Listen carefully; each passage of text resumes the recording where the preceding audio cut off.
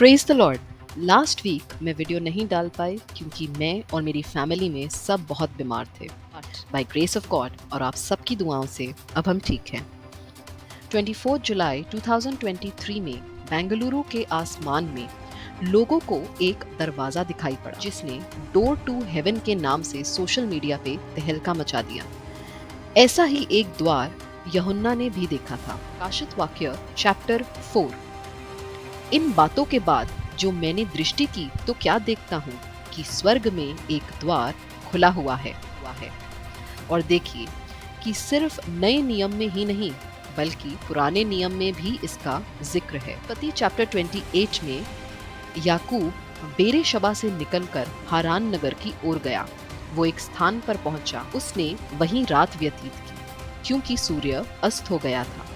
उसने उस स्थान में पड़े पत्थरों में से एक पत्थर लेकर उसे अपने सर के नीचे रखा और वो उसी स्थान पर सो गया। तब याकूब ने ये स्वप्न देखा कि धरती पर सीढ़ियां हैं, उनका शिखर स्वर्ग को स्पर्श कर रहा है।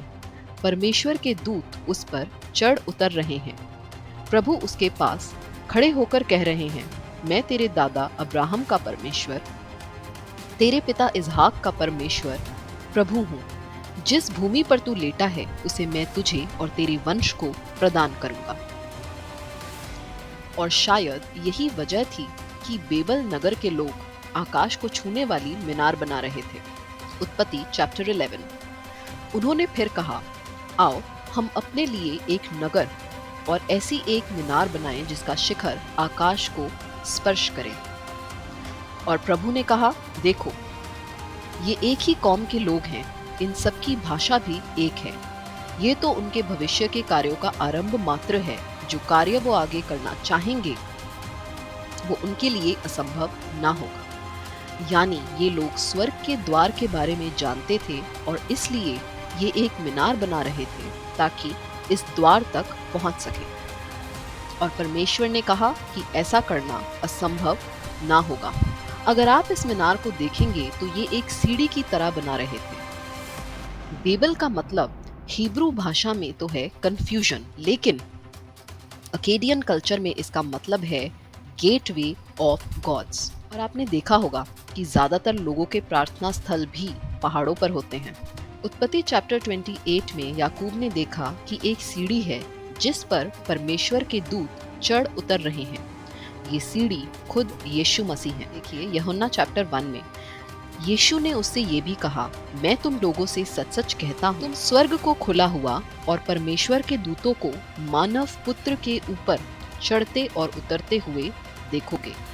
यानी यीशु मसीह ही वो सीढ़ी है धरती और स्वर्ग के बीच जिसके द्वारा आप स्वर्ग में प्रवेश कर सकते हैं। यूहन्ना चैप्टर 4 यीशु ने कहा, मार्ग सत्य और जीवन मैं हूँ, मुझसे होकर गए बिना कोई पिता के पास नहीं आ सकता। हम सब जानते हैं कि किस तरह लूसीफर परमेश्वर के स्थान पर बैठना चाहता था और अपने सिंहासन को परमेश्वर से भी ऊंचा बनाना चाहता था और इसलिए उसे परमेश्वर ने वहां से निकाल फेंका। यशाया चैप्टर 14।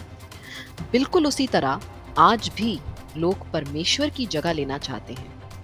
ये न्यू एज रिलीजन जो चल रहा है, इसमें ऐसा माना जाता है कि आप जैसा सोचेंगे वैसा ही आपकी लाइफ में मैनिफेस्ट हो जाएगा। और बहुत से लोग ऐसा कहते हैं, यहाँ तक कि बहुत से सेलिब्रिटी भी ऐसा कहते हैं कि ये उन्होंने मैनिफेस्ट किया है। पर बाइबल हमें बताती है कि आप खुद से अपने सर का एक सफ़ेद बाल भी काला नहीं कर सकते। तो अपनी लाइफ में चीज़ें मैनिफेस्ट करना और फिर ये यकीन करना कि ये हमने खुद किया है, सिर्फ और सिर्फ शैतान की ओर से है। वो चाहता है कि हम भी उसकी तरह हमेशा हमेशा के लिए स्वर्ग से निकाल दिए जाएं।